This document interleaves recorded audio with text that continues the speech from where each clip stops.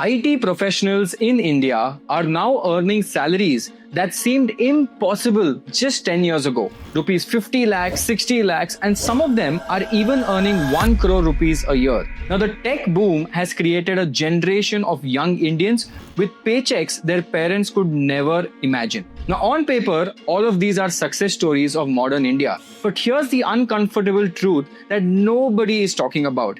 And that is, despite these massive salaries, most of these high earners are completely broke. Now, they're living paycheck to paycheck, just like someone who's earning 15,000 rupees a month. And the only difference is that their expenses have grown even faster than their income. Now, if you're currently earning about 25 lakhs and you're planning to reach that level, or you're curious about how and why such high salaries don't automatically equal to wealth, then this video will completely change the way how you think about money forever. Because what I'm about to show you today isn't just theory. It's the harsh mathematical reality of why earning more can actually make you poorer in India. Now let's take the case of a girl called Priya. She earns 22 lakhs a year working at a top tech company in Bangalore. She lives in a 2 BHK in a decent area, orders food daily, and also has over 1,500 Instagram followers who thinks that she's made it. Obviously because everything looks amazing, right? But here's the real problem. Despite earning more than 95% of Indians, Priya has only 50,000 rupees in her savings account, and she's not alone. Because today, I'm going to show you how exactly the 20 lakh trap works and why high-earning IT professionals are actually poorer than they actually think they are. Now, you know what's crazy? People earning 6 lakhs a year think people earning 20 to 25 lakhs a year are basically crorepati's. I mean, that's like earning 1.7 lakhs every single month, which is amazing. It's not bad at all. But here's what nobody tells you about the high salaries in India. And I want you to pause this video right now and note down your salary because that is going to become important in today's video. And don't worry, just write down the number because at the end of the video, I want you to calculate exactly how much you're actually saving and then put it in the comment section. Now, the problem here starts with what I call the LinkedIn success syndrome. Now, you see, your friends are posting about their new job offers, 18 lakhs, 22 lakhs, 28 lakhs, and everyone's celebrating. Parents are proud. Society thinks you're an amazing person. You go buy a new car. All of that is happening. But what they don't show you is this calculation that I'm going to create right now live for you. Now, here's how this works. And I call this the 23 formula because this is how 20 lakhs actually becomes only 3 lakhs. Let's begin. So you have a starting salary of 20 lakhs per year. That's approximately 1.66 lakhs per month. Now, obviously, this sounds great, but first we get hit with something called TDS or income tax, and that 20 lakhs basically puts you in a 20% tax bracket. Now, after deductions, calculations, everything, approximately 2.5 lakh rupees will go to taxes every year. That means the money left in your account right now is 17 lakh 50,000. Now, here's where it gets interesting.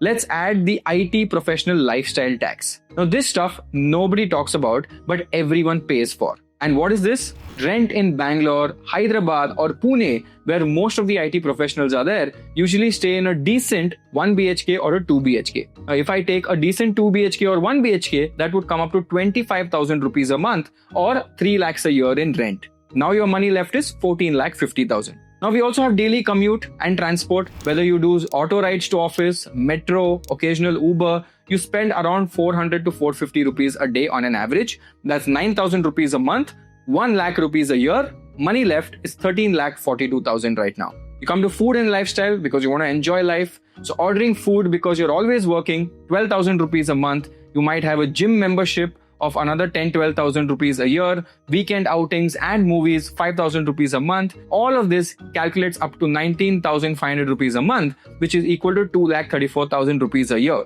Now your money left is 11,08,000 rupees. Now, before we forget our most important expense, which is shopping and gadgets, because we usually buy a new phone every 3 years, which is approximately 30,000 rupees annually if I had to spread it over 3 years. You take approximately clothes, accessories, gadgets, around 60,000 rupees a year, money left in your account is 10,18,000 now. Next, we have your travel and experiences. weekend getaways, annual vacation, go out with your friends, that unplanned trip to Goa which never happens but then that year happens, that comes to approximately 1.2 lakhs a year. So now your money left in the account is 8,98,000. Now for the smart ones, they will do insurance and investments. So you take a health insurance of 20,000 rupees a year, term insurance of 12,000 rupees a year, and some random mutual fund SIP of 36,000 rupees a year, which is again great, very less amount as you can see. 36,000 rupees a year is small, but that is what you will do. And money left right now is 8.3 lakhs. Now you might think, Shashank, this is amazing, but a lot of people don't have this luxury because they also have to support their parents.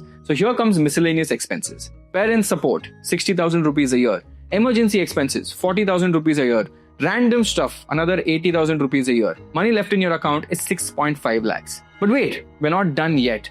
Because here comes the hidden lifestyle that inflates your entire bank balance that nobody talks about. And that is your subscription services. Netflix, Spotify, gym apps, 15,000 rupees a year might go in that as well. Online shopping, impulse buying, around 50,000 rupees a year. Festival and celebration expenses, 30,000 rupees a year. So all of this, if you catch, goes to around 55,000 rupees a year. Now, here's the reality check. At least 2 lakhs goes into unexpected expenses, medical bills, helping families during emergencies, buying those stupid gifts for visitors or cousins that you don't want to ever give. So this all comes into that and your actual real savings comes into 3 lakh rupees. Now, this is what will be left at the end of the day. Now, another big phenomenon here is also called as the golden handcuff phenomenon. And most IT professionals are stuck with this. Now, IT companies are very smart. They don't give you just a 20 lakh salary. They will give you something called as a golden handcuff. And what is that? Let me explain this with a story of my friend Rahul. So Rahul works in a mid-sized tech company in Bangalore. His offer letter says 25 lakh CTC and he's celebrating and telling all his people that 25 lakhs is my package. But actually the breakdown is different. Fixed salary is 15 lakhs. Variable bonus is 3 lakhs. Only if the company performs well and you perform well, only then you'll get the variable bonus. Stock options,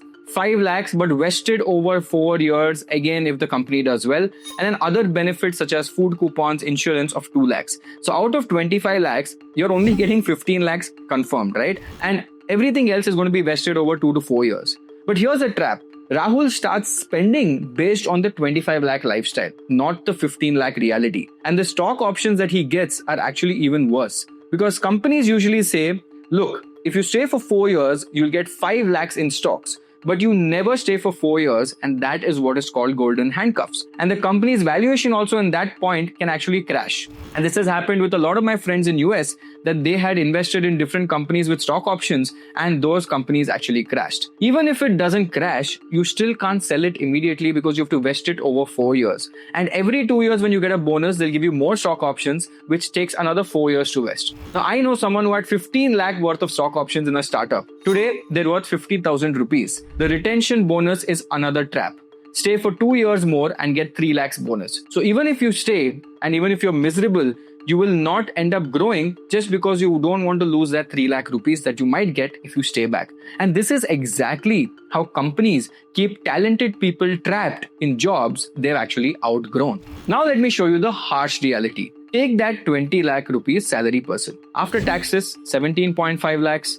After basic living, rent, food, transport, 12 lakhs. After lifestyle expenses, 8 lakhs. After family support and emergencies, 5 lakhs. After unexpected costs, 3 lakhs. So now a 20 lakh salary gives you 3 lakhs in actual savings. And that's a 15% saving rate, even though you're living in a beautiful bubble that you are doing a great job. Now this might sound okay, but let me put this into perspective. Because if you save 3 lakhs per year and invest that in an index fund also giving an average of 12% returns, at the end, here are how your major milestones will look like. In 3 years, you'll make 10 lakhs, 6.5 years, 25 lakhs, 11 years, 50 lakhs, 18 years, 1 crore. Now, even though in 18 years, having 1 crore or 1.5 crores might look great, but the lifestyle inflation of yours will not stop. Because you might say that, Shashank, now my salary will grow from 20 to 30, so I will save more. 30 to 40, I will save even more. But then I know for a fact that you will move from a 1 BHK to 2 BHK, and a 2 BHK to 3 BHK. Your transport will move away from an Uber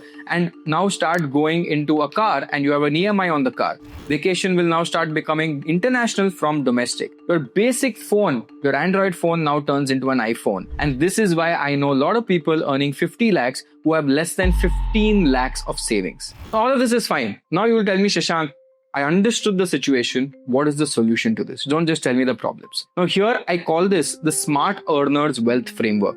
Step 1, calculate your real salary. Take your CTC, subtract all that bullshit that is not going to come to you, and find out your actual real salary. At least that way, your reality is in your hands. Next, we will take the simple 50-30-20 rule for this decent earners and keep 50% in necessities. Now, if your net salary is not getting fulfilled in this 50% necessities, then you're living a lifestyle above your means. 30% for your spending. This includes your dining out, movies, travel, international, everything comes in this 30%. And 20% has to go into your investments, not 5% or 3%. So basically what you need to do is you need to automate before you compensate, because as soon as you get your salary at the start of the month, automatically invest 20% and then remaining 80% is for you. A lot of people do the opposite, where they wait till the end of the month and then just save 3 or 4%. That's it. Now, the step 4 is question every lifestyle upgrade. Before buying anything above 5,000 rupees, ask yourself, is this moving me closer to financial freedom or further away? And also, I would say diversify beyond stock market. Don't put all your money in the company stocks or in the stock market. Real estate, gold, everything should have a proper balance when you invest in the markets. If you put everything into the stock market, you will not be able to handle the fluctuations that come into that. Now, here's what I want you to do right now. Open your phone calculator, take your last month's salary, subtract your taxes, your rent, transport, and basic expenses, and comment below how much you actually saved from that amount. Now, if your savings is less than 20% of your salary that you have calculated, you are currently in the 20 lakh trap. But the good news is now you know. So take out your Excel sheet, start mapping out every single expense and see how you can actually save every information that you can and save all the money that you can make. And remember, earning 20 lakhs doesn't make you rich. Saving and investing 4 lakhs every year actually makes you rich. Now hit subscribe if this has opened your eyes, and also let me know in the comment section below what's the biggest lifestyle expense you can think you can cut instantly.